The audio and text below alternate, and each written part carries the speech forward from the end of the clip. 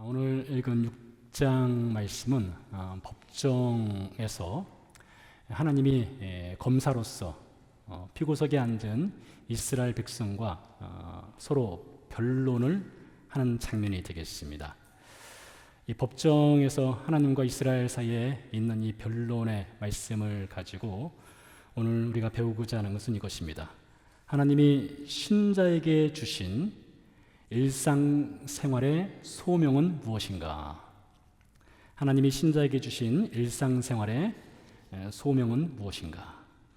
이 소명이란 말은 그 한자어를 풀이해 보면 왕의 명령입니다. 왕의 명령이니 그 무게감이 있겠죠. 그리고 반드시 실천하고 행해야 한다는 것을 전제하는 명령이 되겠습니다. 자, 그래서 우리가 일상생활의 소명을 알아보기 위해서 먼저 1절에서 5절 사이에서 하나님이 우리에게 베푸신 구원의 은혜, 그리고 우리의 삶을 어떻게 인도하시는가를 살펴보고요. 그리고 6절에서 8절 사이에서 우리가 받은 일상생활의 소명을 또 찾아보도록 하겠습니다. 1절, 2절을 읽어보도록 하겠습니다. 너희는 여호와의 말씀을 들을지어다. 너는 일어나서 산을 향하여 변론하여 작은 산들이 내 목소리를 듣게 하라 하셨나니 너희 산들과 땅의 견고한 지대들아, 너희는 여호와의 변론을 들으라. 여호와께서 자기 백성과 변론하시며 이스라엘과 변론하실 것이라. 자, 검사석에 하나님이 서셨습니다. 그리고 하늘, 땅, 산 이런 자연 만물을 배심원 혹은 증인석에 세워놓고 이제 이스라엘과 변론을 하시겠다는 말씀이 되겠습니다. 성경에 보면 하나님께서 이렇게 자연 만물을 하나님이 행하신 일의 배심원 혹은 증인으로 세우는 경우들을 간혹 볼 수가 있습니다. 이사야서 1장 2절 말씀에 보면 하늘이여 들으라 라고 말하면서 하나님이 행하신 일들, 또 이스라엘의 범죄를 고발하는 배심원과 증인으로 세우는 일이 있고요. 또 신명기서 32장에도 하나님께서 자연 만물을 배심원석에 세우고 하나님이 행하신 일을 변론하는 것을 볼 수가 있습니다. 신명기는 하나님께서 모세를 통해서 이스라엘 백성들을 출애굽시키고 광야길을 어떻게 인도하셨는가를 말씀하시고 율법의 내용을 낭독한 후에 32장 1절에서 이렇게 말을 합니다. 하늘이여 귀를 기울이라. 내가 말하리라.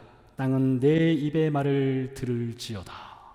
이제 모세가 이제 하나님을 대신해서 이제 하늘과 땅을 배심원으로 세워놓고 하나님이 행하신 일을 이제 전하겠다 이것이죠. 자, 이렇게 오늘도 미가 선지자를 통해서 하나님이 검사석에 서신 하나님이 땅과 산을 증인으로 세운 다음에 3절부터 본격적으로 변론을 시작하십니다. 하나님이 하시는 말씀입니다. 이르시기를 내 백성아, 내가 무엇을 내게 행하였으며 무슨 일로 너를 괴롭게 하였느냐? 너는 내게 증언하라.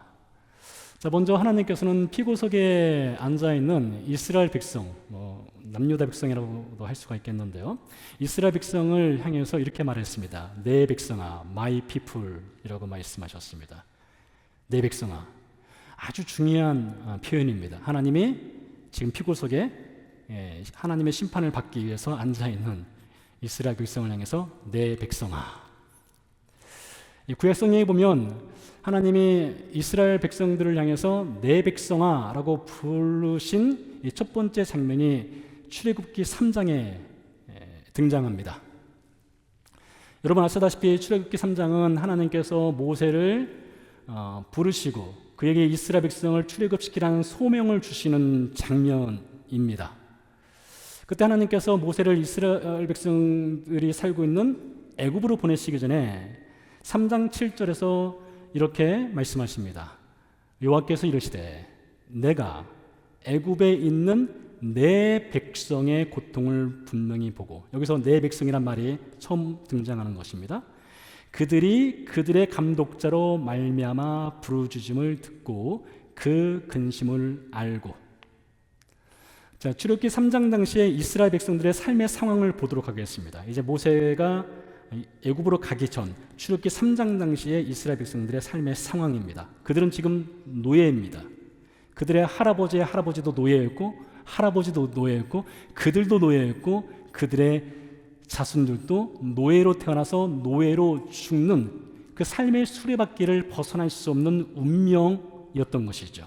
이게 출애굽기 3장 당시의 이스라엘 백성들의 삶의 상황이었던 것입니다. 근데 그런 이스라엘 백성들에게 하나님이 내 백성아 라고 불러주셨어요. 그리고 모세가 실제 애굽으로 내려갑니다. 내려가서 이제 하나님이 너희를 내 백성으로 삼으시고 너희를 출애굽의 해방과 자유를 줄 것이며 너희를 가나안 땅으로 인도해서 가나안을 너희에게 상속자로 유산으로 줄 것이다 라는 말씀을 전했습니다.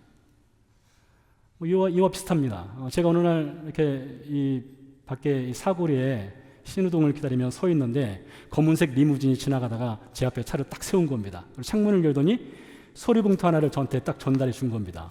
이게 온 건가 하고 제가 받아서 열어보니 그 안에 이런 내용이 써 있는 겁니다. 대기업 회장께서 당신을 상속자로 삼고 당신에게 그 회사 모든 것을 다 물려주기로 하였다. 이런 얘기를 한 겁니다. 그 내용이 써 있는 거예요. 근데 그 내용을 보면서 왜 하필이면 왜 나를? 내가 혹시 그분의 숨겨놓은 자식인가? 막장 드라마에서 볼 수 있는 그런 스토리가 전개될 수도 있겠죠. 왜라는 질문이 당연히 나올 수 있지 않겠습니까? 여러분, 출애굽기 3장 당시에 이스라엘 백성들은 하나님을 모르는 사람들입니다. 하나님의 이름도 몰라요. 하나님이 누군지 모릅니다. 당연히 하나님을 예배하지도 않고 하나님을 섬기지도 않았던 사람들입니다. 근데 어느 날 갑자기 모세가 와서 하나님이 너희를 내 백성 삼고 너희를 출애굽시키고 너희에게 가나안 땅을 줄 거야. 그러니 당연히 왜 하필이면 우리를, 이런 질문이 나올 수밖에 없는 것이죠. 모세가 그 이유를 가르쳐 줍니다. 왜 하나님께서 당신들을 내 백성 삼으시고 출애굽시키시고 가나안 땅을 주시겠다 하셨는지 그 이유를 말합니다. 자, 출애굽기 3장의 세대로부터 시간을 거슬러 올라가서 400년 전으로 가보도록 하겠습니다. 장면은 창세기 15장이 되겠습니다. 하나님께서 이스라엘의 조상인 아브라함에게 말씀하셨습니다. 창세기 15장에 보면 말씀하시기를 너희 자손이 이방인의 땅에서 나그네가 되어 400년 동안 괴롭힘을 당할 것이다 라는 말씀을 해 주셨습니다. 그러나 400년이 차면 내가 너희 자손, 즉 내 백성을 그 땅에서 불러내어 너에게 약속한 가나안 땅으로 인도하여 들을 것이고 가나안 땅을 줄 것이다 라는 말씀을 출애굽기 3장 세대로부터 400년 전에 아브라함에게 약속을 해 주셨습니다. 그리고 시간이 흘러서 400년이 차게 된 겁니다. 400년이 찼을 때 하나님이 모세를 보내서 하나님이 너희를 내 백성으로 불러주셨다, 이 말씀을 전한 것입니다. 그러니 이렇게 하나님을 알지도 못하고 하나님을 예배하지도 않고 하나님을 섬기지 않았던 이스라엘 백성들이 어느 날 갑자기 하나님의 백성이 된 겁니다. 그리고 출애굽의 은혜를 받은 겁니다. 자유를 얻은 것입니다.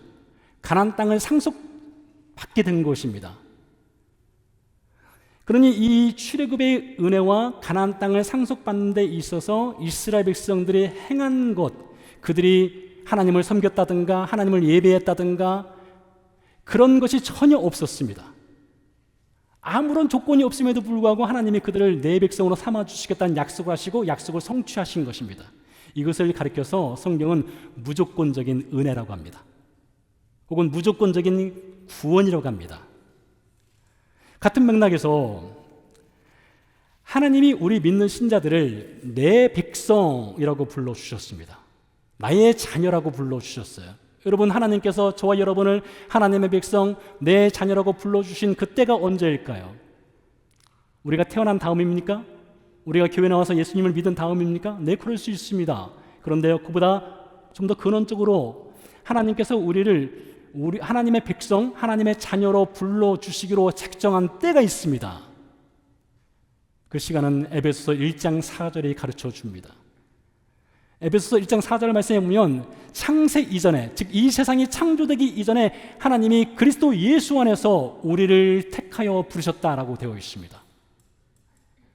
여러분 놀랍지 않습니까? 여러분과 저의 이름이 이 세상이 창조되기 이전부터, 시간이 만들어지기 이전부터 하나님이 너는 내가 택한 나의 백성이야, 나의 자녀야 라고 불러주시기로 작정하셨다는 것이죠. 그래서 우리가 구원받는 데 있어서는 우리가 행한 것, 우리의 지분이 단 0.1%도 들어가 있지 않습니다. 때문에 에베소서 2장 8절 9절 말씀은 우리에게 이렇게 말합니다. 우리가 받은 구원은 하나님의 은혜로 받은 것이고 우리의 행위로 받은 것이 아니니 너희의 행위를 자랑하지 말라 했습니다. 내가 구원받기 위해서 한 일이 아무것도 없다는 것입니다. 하나님이 전적으로 창세 이전부터 우리를 택하시고 우리를 구원하시고 작정하시고 그것을 이루어 주셨다는 거예요. 구원받는 데 있어서 우리의 영적 지분은 0.1%도 없다는 것을 여러분 기억하시기 바랍니다. 자, 이렇게 하나님께서 이스라엘 백성을 내 백성 삼겠다 말씀하시고 이제 말씀하신 것을 실천하시기 위해서 사람들을 보냅니다. 그 장면이 4절에 기록되어 있습니다. 내가 너를 애굽 땅에서 인도해 내어 종로로 타는 집에서 속량하였고 모세와 아론과 미리암을 내 앞에 보냈느니라. 자, 하나님께서 모세와 아론과 미리암을 보냈대요. 모세와 아론과 미리암은 가족입니다. 모세의 형 아론 그리고 그 위에 미리암이 있지요. 모세와 아론과 미리암을 보내서 이스라엘 백성을 속량 구속하였다라고 말을 하고 있습니다. 여러분 이미 여러분이 이 속량 혹은 구속, 리뎀션이라는 이 단어의 의미는 잘 알고 계시겠지만 한 번 더 설명을 하도록 하겠습니다. 간단하게 설명하면 이겁니다. 제가 빚을 지고 파산하여서 어떤 사람의 종이 되었습니다. 그러면 저의 가족이, 저의 친척이 돈을 대신 갚아주고 저에게 자유를 주는 것입니다. 이게 리뎀션, 구속, 속량의 기본적인 정의 의미가 되겠습니다. 자, 그런데 오늘 4절 말씀에 속량이라는 단어가 다시 한번 등장하는데 이것은 좀 다릅니다. 좀 다른 의미가 있어요. 일반적으로 구속이라는 단어를 쓸 때는 히브리 말로 가알이라는 단어가 씁니다. 가알. 근데 오늘 4절 말씀에 쓰인 단어는 파다라고 하는 단어가 쓰였어요. 파다. 여러분 땅을 파다 할 때 파다입니다. 파다. 근데 이 파다라고 하는 단어는 어떤 의미가 더 강조되는가 하면 하나님이 자유를 주실 뿐만 아니라 그것에 더해서 자신의 소유로 삼는다는 의미가 있습니다. 하나님의 소유, 하나님의 백성으로 삼는다는 의미가 있어요. 그래서 3절 말씀에 이스라엘 백성을 향해서 내 백성이라고 말씀하신 거예요. 내 백성이요. 단순히 자유를 주고 풀어주는 것이 아닙니다. 단순히 출애굽만 시켜주는 것이 아니에요. 하나님의 백성, my people로 삼겠다. 그래서 파다, 이 구속이라는 단어가 쓰이게 된 것이에요. 이것을 신약성경으로 연결시켜보면 베드로전서 2장 9절 말씀에 보니까 베드로가 이렇게 말하죠. 너희는 택한 족속이요 하나님의 소유라고 말합니다. 택한 족속이요 하나님의 소유. 여러분 이 소유란 말이 바로 이 파다와 연결됩니다. 하나님께서 자유를 주실 뿐만 아니라 나의 소유, 내 백성, 파다. 근데 그것이 베드로전서 2장 9절에서는 하나님의 소유라고 말을 하고 있어요. 좀 더 연결시켜 볼까요? 이 소유란 말을 포제션, 이미 여러분에게 여러 번 설명한 이 포제션의 의미를 다시 한번 또 설명을 해드리도록 하겠습니다. 이 포제션, 이 소유라는 것은 히브리 말로 세굴라라고 했습니다. 세굴라는 보석의 의미가 있습니다. 보석. 그러니까 여러분 이렇게 생각하시면 됩니다. 하나님께서 우리를 하나님의 백성으로 은혜로 하나님의 백성으로 삼아주시고 내 백성으로 삼아주시고 그리고 하나님께서 우리를 하나님의 소유로 삼아주시는데 그 소유라고 하는 것이 어떤 소유냐? 하나님의 세굴라. 그 뜻은 보석. 그러니까 여러분이 어떤 존재냐? 하나님께 보석과 같은 존재라는 거 하는 것입니다. 보석과 같은 존재예요. 탈무드에 보면 이런 글이 있습니다. 한 사람을 구한 자는 천하를 구한 것이다. 한 사람을 구한 자는 천하를 구한 것이다. 근데 예수님이 그렇게 하셨죠. 예수님이 자신의 생명을 십자가에서 내주시고 그 생명값을 지불하심으로써 우리를 하나님의 자녀로 사 주셨습니다. 하나님의 소유로 삼아 주셨어요. 그런 여러분, 우리 각자에게는 예수님의 생명의 값이 깃들어 있는 것입니다. 머리끝부터 발끝까지 예수님의 생명값이 있는 거예요. 때문에 우리는 하나님의 소유, 하나님의 세굴라, 하나님의 보석인 것이죠. 만일 여러분이 어제 귀금속 가게에 가서 다이아몬드 반지를 샀다면 오늘 어떻게 하시겠습니까? 반지를 당연히 차고 오셨겠죠. 샀으니까 어떻게 됩니까? 샀으니까요? 이렇게 악수도 하고 보라고 이렇게 내밀지 않겠습니까? 자랑하지 않겠어요? 뭐 당연한 것입니다. 자랑하고 싶은 거예요. 여러분, 하나님이 그런 것입니다. 하나님이 하나님의 손가락에 여러분을 보석으로 끼워 주셨어요.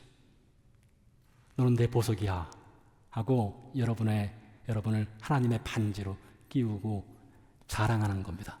내가 구원한 백성을 봐라, 내가 사랑하는 내 자녀들을 봐라 하고 자랑거리로 삼는 존재가 바로 우리라고 하는 것이에요.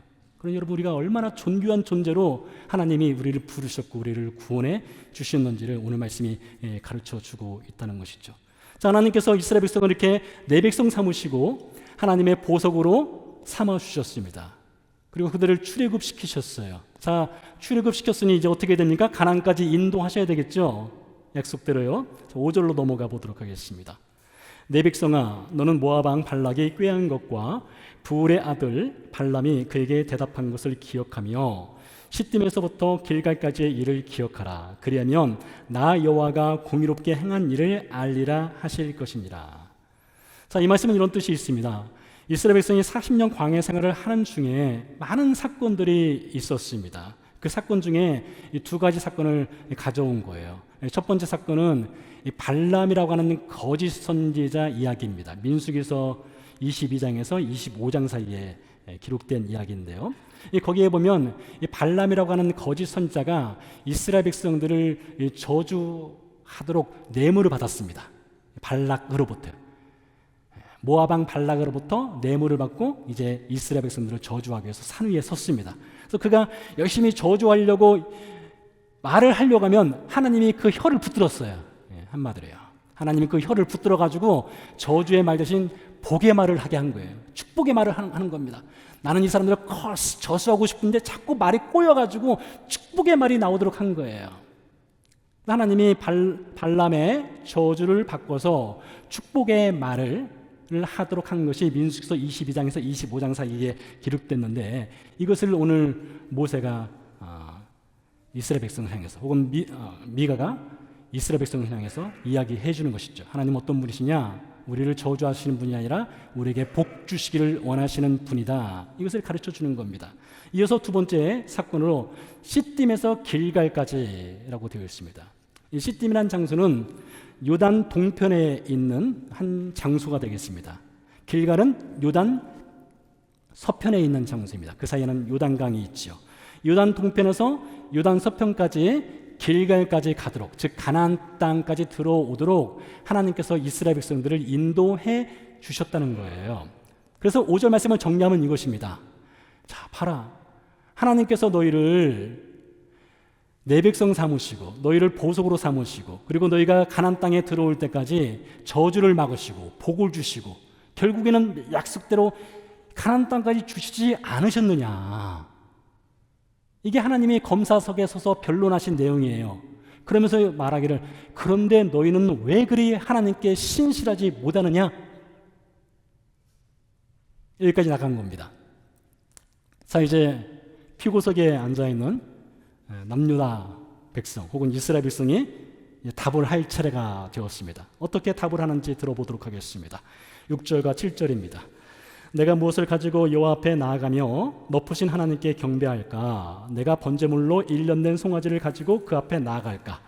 여호와께서 천천의 순양이나 만만의 강물 같은 기름을 기뻐하실까? 내 허물을 위하여 내 맏아들을, 내 영혼의 죄로 말미암아 내 몸에 열매를 드릴까? 검사석에 서신 하나님께서 이스라엘 백성들을 어떻게 구원하시고 인도하셨는지를 자세히 풀어서 말씀을 해주셨어요. 변론하셨어요. 자, 그 말을 듣고 나서 이스라엘 백성들이 이제 변론할 차례가 되었는데, 그들의 변론의 내용이 이렇습니다. 자, 그러면 우리가 하나님의 기쁨을 하나님께 기쁨을 드리기 위해서 1년 된 송아지를 하나님께 희생제물로 드리면 하나님이 기뻐하실까? 천천의 순양을 하나님께 드리면 하나님이 기뻐하실까? 만만의 강물같이 흐르는 기름을 하나님께 바치면 하나님이 영광 받으시고 기뻐하실까? 아니, 그거보다 더해서 내 마다들을, 정말 그렇습니다. 내 마다들을, 내 허물을, 내 죄를 씻기 위해서 내 마다들을 희생제물로 하나님께 바치면 하나님이 기뻐하실까? 이 얘기를 한 겁니다. 여러분, 역사적으로요, 이스라엘 백성들 가운데, 이스라엘 왕들이죠, 이스라엘 왕들 가운데 므낫세라고 하는 왕이 있습니다. 히스기야, 의로운 왕이죠. 히스기야의 아들입니다. 므낫세 같은 경우는요, 하나님도 아닙니다. 뭐 하나님 그런 거 받지도 않겠지만 하나님도 아니고 몰렉이라고 하는 신에게 자신의 자녀들을 불로 태워서 몰렉을 기쁘게 하기 위해서 불로 태워서 자신의 아들들을 바친 왕이에요. 몰렉이라고 하는 신에게요. 근데 오늘 이스라엘 백성이 그러는 겁니다. 송아지를 드리면 하나님이 기뻐하실까? 천천의 순양을 드리면 하나님이 기뻐하실까? 만만의 기름을 드리면 하나님이 기뻐하실까? 아니, 내 아들을 하나님께 희생제물로 드리면 하나님이 원하시고 기뻐하실까? 이렇게 질문을 하게 된 것이죠. 여러분 어떻게 생각하십니까? 우리가 많은 헌금을 하나님께 드리면 하나님이 기뻐하실까요? 그리고 하나님께서 복을 주실까요? 어떤 교회에서는요, 연말이 되면은 백지도돈장이라는 것을 합니다. 백지도돈장. 사실 제가 섬겼던 교회입니다. 한국에 있을 때요. 이 백지도돈장의 내용 중에 어떤 것이 있는가 하면, 당신이 올해 일을 하면서 받고 싶은 월급을 기대하고 그에 맞는 11조를 미리 내라, 이겁니다. 그러니까 이번 새해 들어서 월급을 1,000만 원을 받고 싶다 그러면 11조를 얼마에 됩니까? 미리 믿음으로 100만 원을 하라는 거예요. 100만 원을. 저는 그 가운데 그 말씀을 듣는 사람들 가운데 정말 순전한 마음으로 믿음으로 하나님께 그러한 기대를 갖고 하나님 복 주실 줄 믿고 그렇게 하시는 분들도 있다고 생각을 합니다. 근데 여러분, 우리가 어떤 헌금을 하나님께 드리는 것이, 어떤 헌신하는 것이 하나님과 딜을 하는 것입니까? 기브 앤 테이크를 하는 것입니까? 내가 송아지를 드리면 하나님이 그에 합당한 복을 주시고, 내가 천천의 순양을 드리면 그에 맞는, 걸맞는 하나님이 복을 받는다는, 등치시킬 수 있는 것입니까? 우리의 예배의 드림이 하나님과의 어떤 비즈니스 관계가 될 수 있는 것입니까? 전래동화에 두꺼봐 헌집주께 새집다오 뭐 그런 것처럼 우리의 예배 생활과 어떤 드림의 생활이 우리가 드리면 하나님이 반드시 우리에게 그것을 채워주시는 그런 공식이 형성될 수 있다고 생각하십니까? 이스라엘 백성은 그렇게 생각했습니다. 송아지를 드리면, 천천의 순양을 드리면, 만만의 기름을 드리면, 심지어 자신의 맏아들까지 하나님께 바치면 하나님이 기뻐하시고 우리에게 복을 주시지 않을까, 그런 생각을 했던 것입니다. 자, 성경은 뭐라고 하는지 들어보시기 바랍니다. 사무엘상 15장 22절 말씀에 보니까 이렇게 말하고 있습니다. 사무엘이 이르되 여호와께서 번제와 다른 제사를 그의 목소리를 청종하는 것을 좋아하심같이 좋아하시겠나이까. 끊어보도록 하지요. 이 번제와 다른 제사가 있다는 거예요. 지금 예배가 있다는 거예요. 예배를 드리는 것이 있는데 하나님께서 정말로 기뻐하시는 것은 그의 목소리를 청종하는 것이래요. 하나님 말씀을 듣고 그 말씀을 청종한다는 것은 순종한다는 것이죠. 순종이 제사보다 낫고 듣는 것이 수장의 기름보다 나으니라고 했습니다. 자, 보세요. 제사를 드리지 말라는 것이 아닙니다. 예배 드리지 말라는 것이 아니에요. 순양의 기름 드리지 말라는 것이 아닙니다. 그보다 더 중요한 것은 듣고 순종이라는 것입니다. 듣고 순종하는 것이 훨씬 더 중요하다는 거예요. 더 이어서 보면 이렇게 말을 하고 있습니다. 이는 거역하는 것은 점치는 재와 같고, 즉 하나님의 말씀을 듣고 그 말씀대로 살지 아니하는 것은 점을 보는 것이래요. 완고한 것은, 즉 교만해서 하나님 말씀을 아무리 들어도 그 말씀대로 살지 않을 작정을 하는 그런 교만한 것은 사신우상. 여기서 사신우상은 죽은 신을 뜻합니다. 죽은 신에게 절하는 것과 같다. 자, 그런 이와 같습니다. 우리가 하나님께 나와서 예배를 드리고 하나님 말씀을 듣습니다. 근데 말씀을 듣고 그 말씀에 따라서 순종하지 아니하는 삶을 산다는 것은 그 예배가 어떤 예배냐? 점치는 것 같다는 거예요. 점집에 앉아 있는 것이래요. 그뿐만 아니죠. 우리가 하나님 말씀을 듣고 그 말씀대로 순종하여 살지 않는 것은 우상에게 예배를 드리는 것과 같다는 것입니다. 그러니 오늘 우리가 스스로 판단을 해봐야 됩니다. 나는 지금 우상에게 예배를 드리고 있는가? 나는 하나님 말씀을 듣고 순종해서 하나님께 예배를 드리는 사람인가? 마태복음 23장 23절에 보니까 예수님께서 이렇게 말씀하셨습니다. 화 있을진저 외식하는 서기관들과 바리새인들이여, 너희가 박하와 회양과 근처에 11조는 들이되 율법에 더 중한 바 정의와 긍휼과 믿음은 버렸도다. 그러나 이것도 행하고 저것도 버리지 말아야 할지니라. 여러분 잘 들어보시기 바랍니다. 예배 형식 중요합니다. 예배 의식 중요해요. 송아지 드리는 거 중요합니다. 헌금 드리는 거 매우 중요한 것입니다. 근데 예수님이 말씀하셨어요. 그것만 해서는 안 된다는 거예요. 정의와 공의를 행하라는 것입니다. 긍휼을 베풀라는 것이에요. 그러니까 우리가 예배를 드리는 목적이 무엇이냐? 한편으로는 하나님께 영광 돌리기 위해서 예배를 드리는 것이기도 하지만, 다른 한편으로는 오늘 말씀을 듣고 그 말씀에 청중해서 그 말씀에 순종해서 살아가기 위해서 말씀을 듣는다는 거예요. 그런 여러분, 우리가 예배를 드리지만 그 예배의 말씀을 듣고서 우리가 그 말씀대로 살지 않는다면은 우리는 사실 반쪽짜리 예배를 드리는 것과 같다라고 할 수가 있겠죠. 기독교 역사를 보면요, 2세기 시대 당시 대략 주후 90년에서 300년 사이가 가장 핍박이 심했던 시기입니다. 지난 2000년 기독교 역사상에서요. 놀랍게도요, 이렇게 가장 핍박이 심하던 시기에 교회의 성장이 가장 가파랐습니다. 이상하지 않으세요? 그때의 핍박은 지금의 핍박과 상상도 할 수 없을 정도로 달랐습니다. 그냥 죽이는 겁니다. 여러분 로마 시대 당시 영화를 보면 콜로세움에서 짐승들의 밥이 되는 그리스도인들과 관련된 영화들이 있지 않습니까?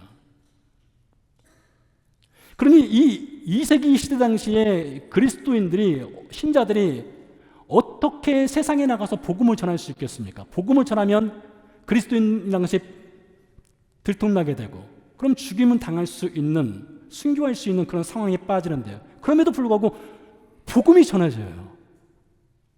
교회가 성장합니다. 근데 2세기 시대 당시에 신자들이 남긴 글이 있어요.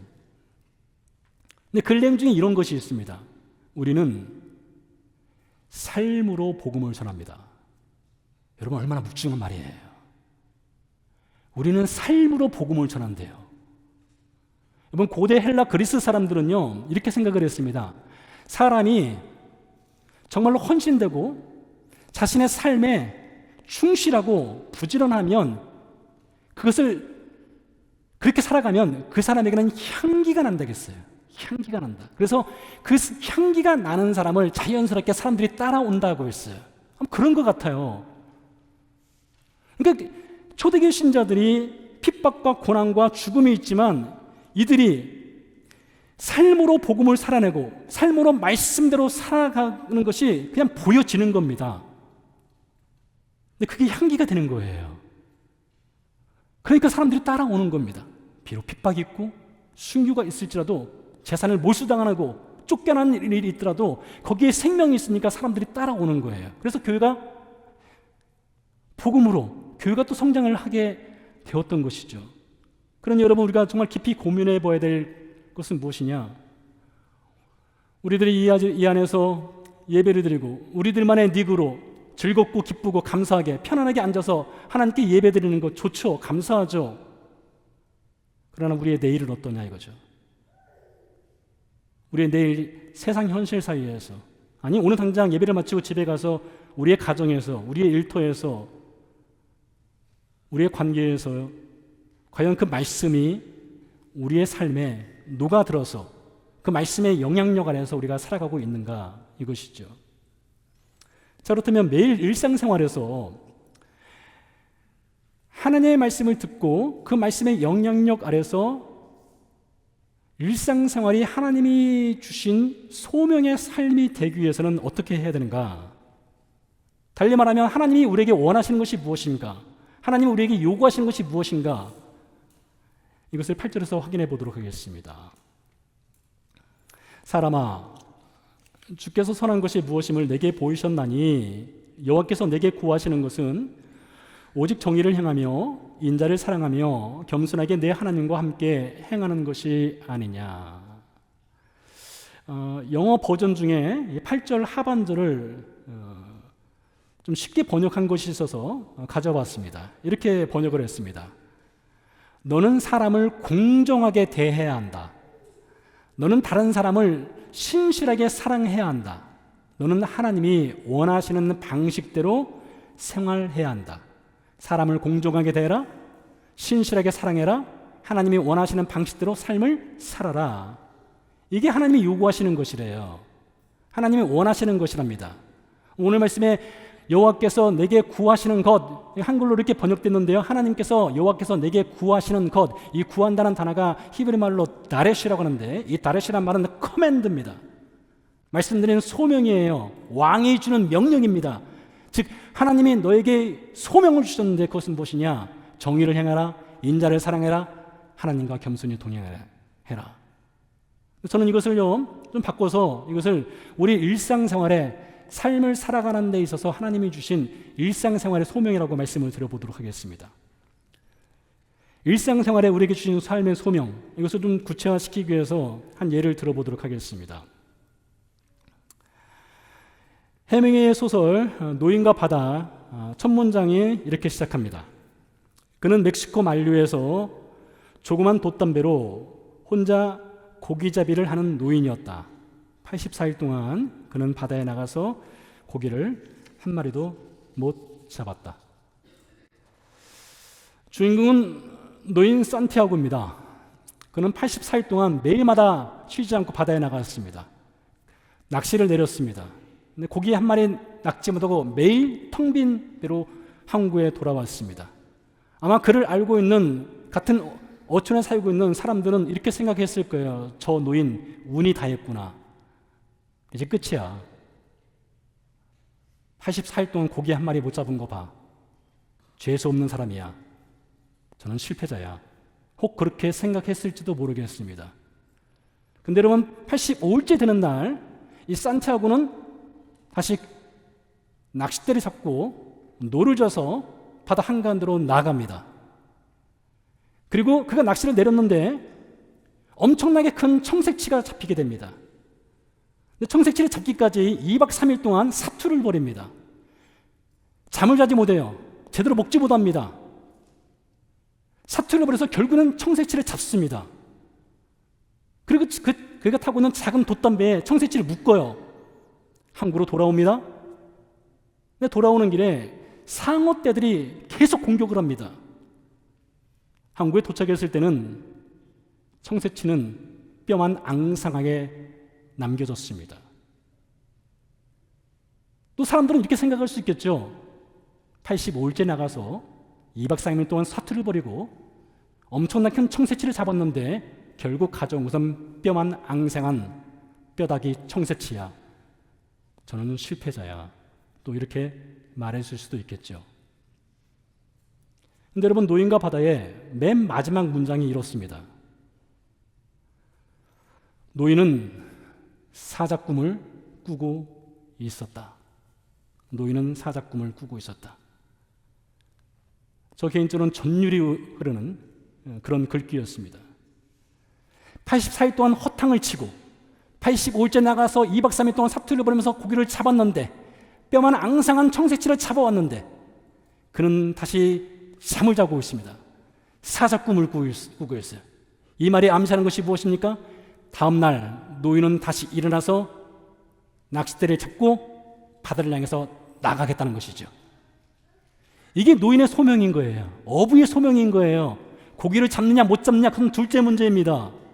그는 어부로서 살아가는 것을 삶의 소명으로 여겼던 것이에요. 사람들이 뭐라 하든 운이 다했다 말을 하든 실패자라고 말하든 그는 어부로서 삶의 소명을 다하기 위해서 바다로 나가는 것입니다. 그런데요, 저는 이 노인과 바다를 읽으면서 누가복음 5장이 떠오르더라고요. 누가복음 5장에 보면 베드로가 밤새 그물을 내렸던 한 사건이 등장합니다. 고기 한 마리 잡지 못했습니다. 새벽녘에 텅 빈 배로 해변가로 돌아오게 되지요. 전에는요, 저는 그 장면을 읽으면서 이렇게 생각을 했습니다. 베드로는 적어도 그날만큼은 실패하였어. 아마 좌절하고 낙심했을 거야. 그것이 제가 해석을 하는 것이었어요. 그런데요, 노인과 바다를 읽고 나서 제 해석의 시각이 좀 달라졌습니다. 왜 그런가 하면 누가복음 5장에서 제가 캐치하지 못했던 부분이 있었습니다. 그것은 베드로가 해변에 도착한 다음에 무엇을 하는가 하면 그물을 씻습니다. 그물을 씻어요. 근데 저는 그 그물을 씻는다는 것을 전에는 그냥 지나쳤는데 노인은 사자꿈을 꾸고 있었다. 그와 같이 베드로는 지금 사자의 꿈을 꾸는 거예요. 그물을 씻는다는 것은 비록 오늘 텅 빈 배로 돌아왔지만 나는 내일 다시 이 그물을 싣고 바다 한가운데로 나가서 그물을 내릴 거야 라고 하는 어부의 소명을 다하겠다는 그 사자의 꿈을 꾸고 있는 장면이 누가복음 5장에 등장하더라고요. 근데 여러분, 예수님도 그러셨거든요. 예수님도 사자의 꿈을 꾸신 분이세요. 사자의 꿈을요. 여러분, 예수님이 세상에 오셨을 때에 침례 요한이 예수님을 가리키면서 이렇게 말했습니다. 보라, 세상 죄를 지고 가는 하나님의 어린 양이라 했습니다. 아주 순하고 약하고 연약하고 도살장에 끌려가는 아무 힘이 없는 어린 양이라고 말을 했어요. 예수님이 십자가에 못 박혔습니다. 죽었어요. 사람들은 이렇게 생각했습니다. 저는 실패자라고 했어요. 허무맹랑하게 혁명을 꿈꾸다가 죽은 철없는 철부지, 그렇게 얘기했습니다. 그런데 예수님 십자가에서 죽고 나서 3일 동안 무덤 속에 있을 때에 무엇을 하셨을까요? 예수님도 사자꿈을 꾸셨어요. 예수님 무덤 문을 열고 나오셨습니다. 사망 권세를 이기셨어요. 죽음의 권세를 이기셨어요. 죄악의 권세를 이기셨어요. 그리고 사자처럼 포효하면서 나오셨어요. 그리고 우리에게 무엇을 주셨느냐? 사자의 꿈을 주셨어요. 부활의 소망을 주셨어요. 죄악을 이길 수 있는 힘을 주셨어요. 뿐만 아니죠. 예수님께서 우리에게 주신 것이 있습니다. 바로 사자의 꿈을 주셨어요. 그 사자의 꿈은 무엇을 잡아먹는 꿈이 아닙니다. 포식하는 꿈이 아니에요. 우리에게 주어진 일상의 삶을 하나님 주시는 그 힘을 따라서, 그 말씀의 힘으로 일상의 생활을 살아가는 거예요. 비록 텅 빈 대로 84일 동안 돌아올지라도 85일째 다시 바다로 나가는 산티아고처럼 비록 텅 빈 배로 돌아왔지만 다시 그물을 싣고 배를 타고 다시 갈릴리 바다로 나갈 꿈을 꾸는 베드로처럼 어린 양으로 왔지만 십자가에서 죽고 사자의 포효로 무덤 문을 열고 나와서 세상을 이겼다라고 말씀하신 예수님처럼 우리에게도 사자의 꿈을 주시는 거예요. 바울은 에베소서에서 이렇게 말을 합니다. 골로새서에서도 말을 하고 있죠. 세상을 살아가는 종들에게 말합니다. 지금으로 말하면 직장인들입니다. 직장인들이요, 눈가림으로 일하지 말라 했습니다. 무슨 일을 하든지 마음을 다하여 죽게 하듯 하고 사람에게 하듯 하지 마라. 이게 직장인이 세상에서 할 일이다. 이렇게 말을 하고 있어요. 족쇄에서 쇠사슬에서 벗어나는 것, 그건 둘째 문제다. 눈가림으로 일하지 마라. 성실하게 하라. 부지런하게 하라. 그것이 너의 삶의 소명이다. 이렇게 말을 하고 있던 것이죠. 자, 그러니 여러분 생각해 보시기 바랍니다. 우리가 하나님께 송아지를 드릴 수 있습니다. 천천히 양을 드릴 수 있어요. 만만의 기름을 드릴 수 있습니다. 내 평생의 삶을 하나님께 헌신하여 바치겠다고 이 예배당에서 무릎 꿇고 기도할 수 있습니다. 귀한 것입니다. 감사한 것이고 하나님이 기뻐하시는 것이에요. 그러나 그보다 더 중요한 것은 무엇입니까? 말씀이 들어가야 되는 거예요. 그 말씀의 힘에 의해서 내 삶의 현장에서 사자의 꿈을 꾸는 것입니다. 나에게 주어진 삶을 하나님이 주신 이 소명의 자리라고 여기고 그 자리를 감사하면서 하루하루를 살아가는 것이에요. 그것이 신자에게 주어진 일상에 하나님이 주신 소명의 삶인 것입니다. 함께 기도하도록 하겠습니다.